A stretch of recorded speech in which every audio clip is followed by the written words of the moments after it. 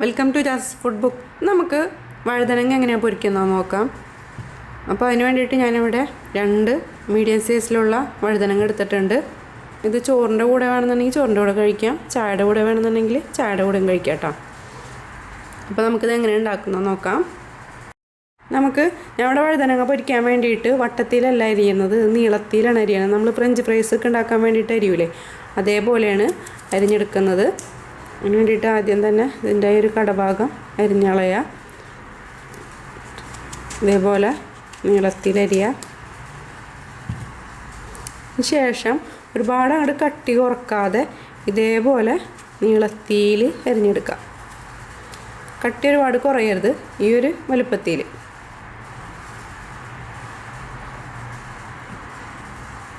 എല്ലാം അതേപോലെ അരിഞ്ഞെടുക്കുക.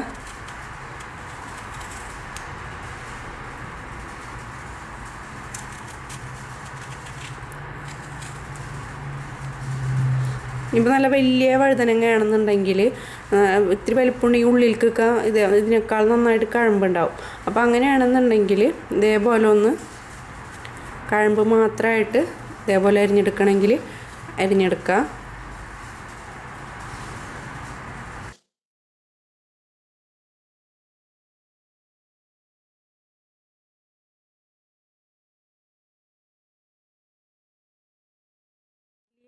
വഴുതനങ്ങയാണെന്നുണ്ടെങ്കിൽ അത്യാവശ്യം ഉള്ളിലേക്കൊക്കെ നല്ല കഴമ്പുണ്ടാവും. അങ്ങനത്തെ ആണെന്നുണ്ടെങ്കിൽ, അങ്ങനെയുള്ള വഴുതനങ്ങയാണെന്നുണ്ടെങ്കിൽ നമുക്ക് ഇതേപോലെ 2ആയിട്ട് അരിഞ്ഞെടുത്തതിന് ശേഷം ഇതേപോലെ നീളത്തിൽ അരിഞ്ഞെടുക്കുക. ഇതുപോലെ അരിഞ്ഞെടുക്കുക കേട്ടോ.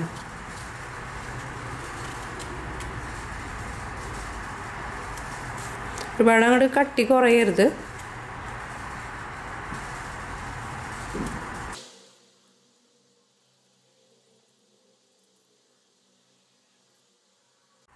എല്ലാവരും ഇതേപോലെ അരിഞ്ഞു വെച്ചിട്ടുണ്ട്. ഇതിലേക്ക് നമുക്ക് ആവശ്യത്തിന് ഉപ്പിട്ട് കൊടുക്കാം. നമ്മൾ പൊരിക്കാൻ എത്രത്തോളം ഉപ്പ് ചേർക്കുന്നോ ആ ഒരു ഉപ്പ് ഈ സമയത്ത് ചേർക്കണം കേട്ടോ. അതിന് ശേഷം നന്നായിട്ട് കൈകൊണ്ട് നന്നായിട്ട് ഇതൊന്ന് തിരുമ്മി കൊടുക്കാം.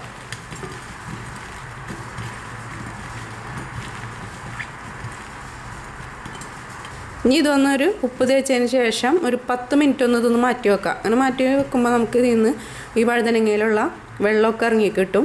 അപ്പോൾ അതിന് വേണ്ടിയിട്ടാണ് ഈ ഒരു 10 മിനിറ്റ് മാറ്റി വെക്കുന്നത്. അതിന് ശേഷം വേണം നമുക്ക് ബാക്കിയുള്ള മസാല ചേർത്തിട്ട് പൊരിച്ചെടുക്കാൻ വേണ്ടിയിട്ട്. അപ്പോൾ ഒരു 10 മിനിറ്റിന് ശേഷം നമുക്ക് നോക്കാട്ടെ. വഴുതനങ്ങ ഉപ്പ് തിരുമ്മി വെച്ചിട്ടൊരു 10 മിനിറ്റ് കഴിഞ്ഞിട്ടുണ്ട് കേട്ടോ. അപ്പോൾ ഇതേപോലെ ഇതിലേക്ക് വെള്ളം ഇറങ്ങും. ഇനി ഈ വെള്ളം ഒന്ന് നമുക്ക് മാറ്റിയിട്ട് ഈ വഴുതനങ്ങ ഒന്ന് പിഴിഞ്ഞെടുക്കുന്നത്. വഴുതനങ്ങ നമുക്ക് മസാല വെക്കാൻ വേണ്ടിയിട്ട് ഞാനിവിടെ എടുത്തിരിക്കുന്നത് 1 ടേബിൾ സ്പൂൺ കോൺഫ്ലവർ എടുത്തിട്ടുണ്ട്.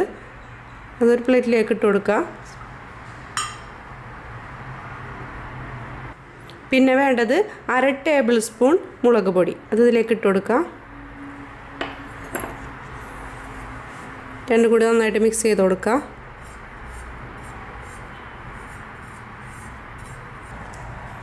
ഇനി വഴുതനങ്ങ നമ്മുടെ ഈ വെള്ളത്തിൽ നിന്ന് പിഴിഞ്ഞെടുക്കുക. ഒട്ടും തന്നെ വെള്ളം പാടില്ല കേട്ടോ. ഇതിലേക്ക് ഇട്ട് കൊടുക്കുക. ഇനി നമ്മൾ ഈ മുളക് പൊടിയും കോൺഫ്ലവറും ഈ വഴുതനങ്ങയ്ക്ക് പിടിക്കുന്നവരെ എല്ലാം കൂടെ നന്നായിട്ടൊന്ന് മിക്സ് ചെയ്ത് കൊടുക്കുക.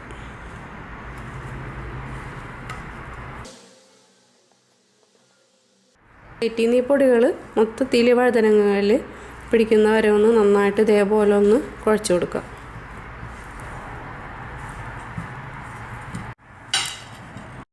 വഴുതനങ്ങ പൊരിച്ചെടുക്കാൻ വേണ്ടിയിട്ട് ഞാനിവിടെ ഒരു പാൻ വെച്ച് കൊടുത്തിട്ടുണ്ട്. ഈ പാൻ ചൂടായതിന് ശേഷം നമുക്ക് പൊരിക്കാൻ ആവശ്യത്തിനായിട്ടുള്ള ഓയിൽ ഒഴിച്ച് കൊടുക്കാം.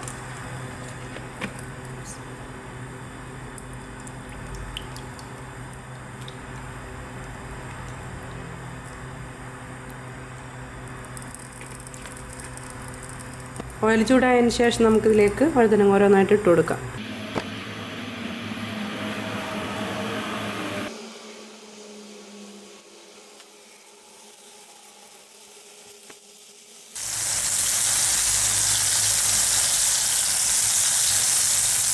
ഇത് നല്ല നാടൻ വഴുതനങ്ങ കേട്ടോ. ഇപ്പം എൻ്റെ കൂട്ടുകാരൻ്റെ വീട്ടിലുണ്ടായ വഴുതനങ്ങയാണ്. നമ്മളിതിൽ ആ മുളക് പൊടിയും കോൺഫ്ലവറും ചേർക്കുമ്പോൾ പ്രത്യേകം ശ്രദ്ധിക്കുക. വഴുതനങ്ങ വലുതൊക്കെയാണെന്നുണ്ടെങ്കിൽ ചിലപ്പോൾ ഞാൻ പറഞ്ഞ അളവിൽ കുറച്ച് പോരായ്ക വരും. നമ്മൾ ഇതിൽ എടുത്തിരിക്കുന്ന മുളക് പൊടിയും കോൺഫ്ലവറും ഇതിൽ ശരിക്കും പൊതിഞ്ഞിരിക്കുന്ന രൂപത്തിലാണ് കേട്ടോ അത് കുഴച്ചെടുക്കാൻ വേണ്ടിയിട്ട്. അപ്പോൾ പോരായ്ക തോന്നുകയാണെന്നുണ്ടെങ്കിൽ കുറച്ച് മുളക് പൊടിയും കോൺഫ്ലവറിൻ്റെ പൊടിയും കുറച്ച് കൂടുതലായിട്ട് ഇട്ട് കൊടുക്കണം. വഴുതനങ്ങളുടെ വലുപ്പത്തിനനുസരിച്ചിട്ട് പൊടി ചിലപ്പോൾ കൂടുതലായിട്ട് ചേർക്കേണ്ടി വരും. ഞാനിപ്പോൾ 2 എണ്ണത്തിന് കറക്റ്റ് അളവാണ് പറഞ്ഞേക്കുന്നത്.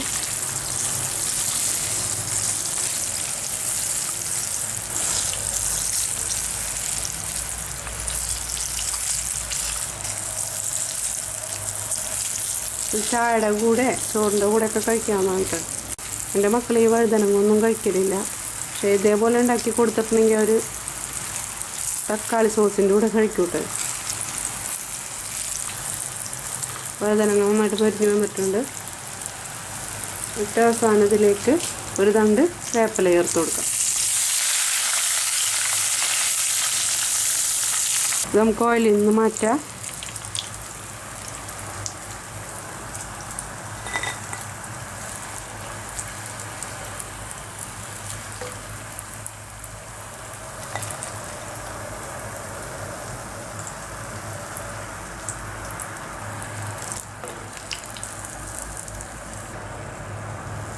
അപ്പോൾ അടുത്തത് ഇതേപോലെ തന്നെ ചെയ്യാം.